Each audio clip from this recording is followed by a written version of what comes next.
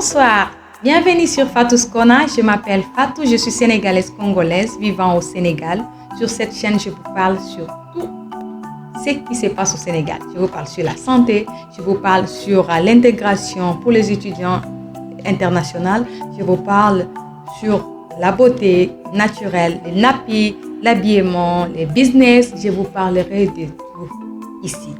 J'avais commencé une capsule sur les études en santé et aujourd'hui je continue dans cet élan. Aujourd'hui je vais vous parler de la manière dont j'ai reçu mes stages, comment j'ai réussi mes stages. Jusque-là, j'ai eu à faire 3 stages et dans mes 3 stages, j'ai été excellente à la fin. Quelles sont les techniques que j'ai utilisées sur mes terrains de stage? Premièrement, je venais toujours à l'heure. Il faut être à l'heure au stage. L'école nous dit souvent, tu dois être au stage à 8h du matin. Et nous allons descendre souvent à 12h parce que nous avons toujours des cours après les stages. De ce fait, moi je partais à l'école très tôt. Je partais au stage plutôt très tôt le matin. J'ai eu à être là-bas avant même mes supérieurs, avant mes superviseurs, avant ceux qui m'ont enseigné. Et deuxième point que j'ai utilisé, c'était l'humilité. Sur les lieux de stage, tu dois être humble. Tu dois enlever toutes les casquettes que tu as. Tu es peut-être une mère de famille, peut-être une femme, une businesswoman, peut-être tu as même plus de connaissances ou bien tu as plus de diplômes que la personne qui t'encadre. Il faut l'humilité et beaucoup d'humilité. Dans mon premier stage, j'ai eu à utiliser ces techniques d'humilité pour recevoir la faveur de la personne qui m'encadrait. C'est très important de recevoir la faveur de la personne qui t'encadre. C'était comment? Sur les premiers terrains de mon stage, on m'a orienté dans la salle de vaccination des bébés et des adultes, oui. Mais je n'ai pas eu à pratiquer moi-même, ça veut dire injecter les enfants, tout ça, vacciner les enfants, je n'ai pas eu à faire ça. Pourquoi? Parce que c'était un peu complexe de pratiquer sur les enfants, surtout quand tu es débutant. Et ça dirait que juste 1 mois, je n'avais pas trop de temps. Mais qu'est-ce que je faisais? C'est vrai, la plupart des gens qui disent « Bon, je suis venu au stage, je ne suis pas venu ici pour nettoyer la salle de stage, je ne suis pas venu pour faire le travail d'aide-soignante. Moi, je suis là pour étudier. » Mais moi, ce que je faisais, j'ai nettoyé. Lorsque j'arrivais très tôt, je nettoyais la salle, j'ai nettoyé les tables et tout ce dont on doit utiliser, je les nettoyais.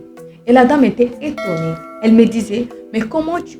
Je ne comprends pas, c'est la première fois que j'ai eu à faire avec une stagiaire de cette façon. Elle nettoie, elle fait le travail bien, elle apprend vite. J'apprenais vraiment vite. Je remplissais les carnets, j'ai nettoyé. S'il n'y avait pas quelque chose, peut-être les eaux de javel, les trucs comme ça, je me rendais à la boutique pour acheter. Personne ne m'envoyait faire ces choses-là. Mais je me suis porté garant de faire ces choses-là parce que je me suis dit, si une personne t'encadre, tu es là, tu peux aussi faire quelque chose pour obtenir la faveur de cette femme. Et cette femme-là m'a appris beaucoup de choses, bien que je n'ai pas eu à pratiquer, mais elle m'a donné beaucoup de connaissances. Sur mon deuxième lieu de stage, c'était dans une grande hôpital en chirurgie générale.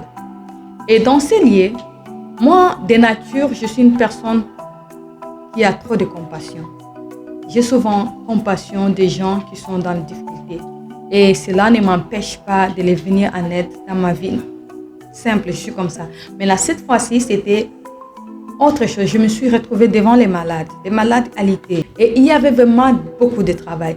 C'est vrai qu'il y avait beaucoup de stagiaires, mais même ceux qui ont été avec moi, qui regarderont ces vidéos, ils vont témoigner dans les commentaires. J'ai été vraiment excellent. Pourquoi? Est-ce que j'avais beaucoup de connaissances plus que mes amis? Non. J'étais tellement active. En fait, je n'entendais pas qu'on me dise va amener les linges sales à la bianderie ou bien va ramener les linges propres. Non, je partais. Avant qu'on me demande, c'est déjà là. Avant qu'on me demande, je fais déjà tout. Donc, d'une manière, on m'appelait efficace. Et à la fin, tu vas voir que tout le monde va chercher qu'on te donne 100%. Vous voyez, c'était aussi l'humilité. Et le troisième stage, j'ai utilisé les mêmes techniques. J'étais là à l'heure. j'étais là à travailler. Je posais des questions. Même si tu étais une encadreur très compliquée, mais mon humilité va te briser d'une manière, tu finiras toujours par m'aimer. Je ne me fâchais pas, je ne me rébellais pas, j'étais toujours humble. Et toute correction, quand on me dit, quand je fais des erreurs, on me donne des corrections, je n'avais pas honte de poser des questions. Même si c'était une personne, je sais qu'il va m'humilier, je lui posais des questions. Il va me demander, va lire tes leçons. Il y a ce genre de choses. Mais cela ne m'empêchait pas de les poser des questions. Cela ne m'empêchait pas aussi de m'approcher à quelques-unes pour les demander comment vous faites pour réussir, comment vous faites pour avoir la confiance à vous et toutes ces choses-là. Et le fait que je me suis approchée à eux, ils se sont vus d'abord au-delà de moi. Et cela, c'était facile pour eux de m'enseigner des choses. Ils m'ont appris des choses, ils m'ont encouragé. À la fin de tous mes stages, on me disait toujours, quand tu as le temps, reviens ici. Tout le monde me disait, quand tu as le temps, revenir. Pourquoi? Parce que il y avait d'abord l'humilité. J'aimais ce que je faisais. Il y avait l'humilité, le respect. J'étais ponctuelle et j'étais active. Je n'étais pas sur mon téléphone. La plupart de nous, les stagiaires, quand on vous envoie sur les lieux de stage, vous passez du temps sur les téléphones. Vous êtes toujours là sur les téléphones et ce n'est pas normal. Il y a une dame qui m'a dit, écoute, si je te voyais sur le téléphone, je ne pourrais jamais t'appeler pour te dire viens faire quoi que ce soit. Mais toi, tu demandes du travail, tu viens chercher du travail. Ce n'est pas le travail qui vient te chercher. Et du coup, j'étais toujours là pour m'utiliser, qu'on m'envoyait. Et quand on m'envoyait beaucoup, j'apprenais beaucoup. Lorsqu'on t'envoie beaucoup, tu apprends beaucoup. Quelqu'un sait que celle-là, je l'ai beaucoup envoyé, elle a fait beaucoup de choses pour moi. Et quand tu veux pousser les chariots, je ne te laisse pas pousser les chariots, moi-même je les pousse à ta place. Et cette personne aura toujours l'envie de m'enseigner des choses. Parce que c'est un signe d'humilité et il se voit déjà supérieur à moi. Et moi, je me rabaisse et il m'apprend des choses. Arrêtez d'être toujours sur les téléphones, sur les lieux de stage. Prêtez attention sur ce qu'on vous dit. Même si tu as compris, demande à comprendre mieux. C'est plus sûr pour ne pas te retrouver dans les problèmes. En fait, c'est ce que je fais pour réussir mes stages.